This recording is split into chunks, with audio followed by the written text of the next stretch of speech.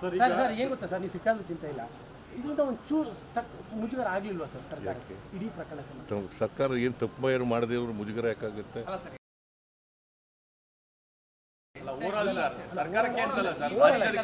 ನೋಡಪ್ಪ, ಯಾರು ತಪ್ಪು ಮಾಡಿದ್ದಾರೆ ಅವ್ರ ಮೇಲೆ ಕ್ರಮ ತಗೊಂಡಿದ್ದೀವಿ.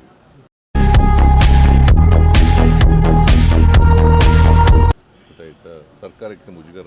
ಹಾಗಾದ್ರೆ ಇದರಲ್ಲಿ ರಾಜೀನಾಮೆ ಕೊಟ್ರ ಅನ್ನಿಸ್ತದ? ನೋಡಿದ್ರೆ ನನ್ನ ನೋಡಿದ್ರೆ ನಿಮ್ಗೆ ಆ ಥರ ಯಾವ್ದು ಅನ್ನಿಸ್ತದ? ಕುಂಭಮೇಳದಲ್ಲಿ ಇದು ಮಾಡಿದವರು ಒಂದು ಸೇತುವೆ ಬಿದ್ದೋಯ್ತು, ಅವತ್ತೇ ಕಟ್ಟಿದ ದಿನನೇ ಇನಾಗ್ರೇಷನ್ ಮಾಡಿದೆ, 100 ಜನ ಸತ್ತೋದ್ರು. ಆಗ ಮಾಡಿದ್ರ ರಾಜೀನಾಮೆ ಕೊಟ್ರ ಪ್ರೈಮ್ ಮಿನಿಸ್ಟ್ರು? ನೀನ್ ನಮ್ಮನ್ನಾಕೆ ಗಾಂಡು ಅಂತ ಒಪ್ಕೊಬಿಟ್ಟೋಗ್ಬಿಡ್ಲೋ ನೀನ್ ತಾಯಿನಾಕೆ ಸ್ವಾಮಿ. ನೀವೆಲ್ಲ ಕೇಳಿದ್ರ? ಕುಂಭಮೇಳದಲ್ಲಿ 50-60 ಜನ ಸತ್ತೋದ್ರು. ನಾವು ಬಾಯಿ ಮುಚ್ಕೊಂಡಿದ್ದೀವಿ, ನಮ್ಮನ್ನ ಕೆಣಿಗ್ಬೇಡಿ. ಕೇಳಿದ್ರ ನೀವು? ಅವ್ರು ರಾಜೀನಾಮೆ ಕೊಟ್ರ? ಬಿಜೆಪಿ ಅವ್ರು ಕೇಳಿದ್ರ? ಓಲಿ ಕುಮಾರಸ್ವಾಮಿ ಕೇಳಿದ್ರ? ಏನು ಹೇಳಕ್ಕೂ ಒಂದಿದೆ ಬಾಯಿ ಇದೆ ಅಂತ ಏನ್ ಬೇಕಾದೇನ್ ಬೇಡದ? ಸತ್ಯ ಹೇಳ್ರಿ, ಜನಗಳಿಗೆ ಗೊತ್ತಾಗ್ಲಿ.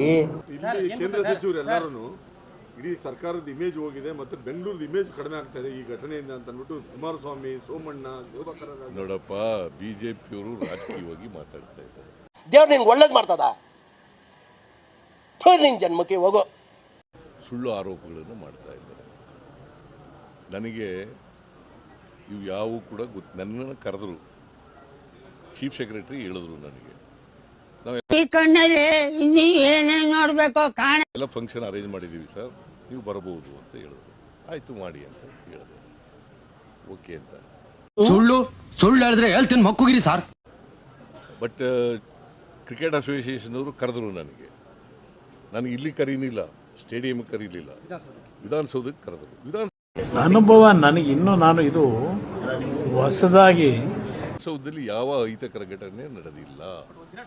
ನನಗೆ ಗೊತ್ತಾದದ್ದು 5:45ಗೆ ಸತ್ತೋಗಿದ್ದಾರೆ ಅಂತ ಗೊತ್ತಾದ. ಸುಳ್ಳು ಹೇಳಿದ್ರೆ ಹೇಳ್ತೀನಿ ಮಕ್ಕುಗಿರಿ ಸರ್. ಸ್ಟ್ಯಾಂಪೀಡ್ ಆಗಿದೆ 5:45ಗೆ ಗೊತ್ತಾದ್ದು.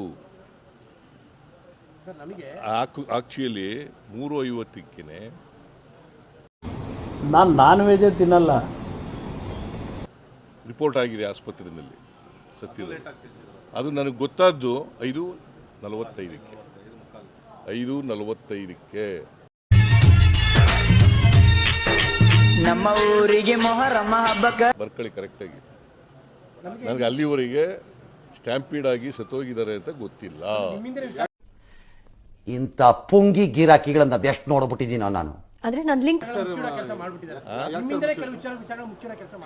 ನನ್ನ ಹಿಂದೆ ಮಾಡಿದ ನಾರ್ಮಲ್ ಕೋರ್ಸ್ನಲ್ಲಿ ಮಾಡಿದ್ದಾರೆ. ಅಲ್ಲಿ ಯಾರ್ಯಾರು ತಪ್ಪು ಮಾಡಿದಾರೆ ಅವ್ರ ಮೇಲೆಲ್ಲ ಕ್ರಮ ತಗೊಂಡಿದ್ದೀವಿ.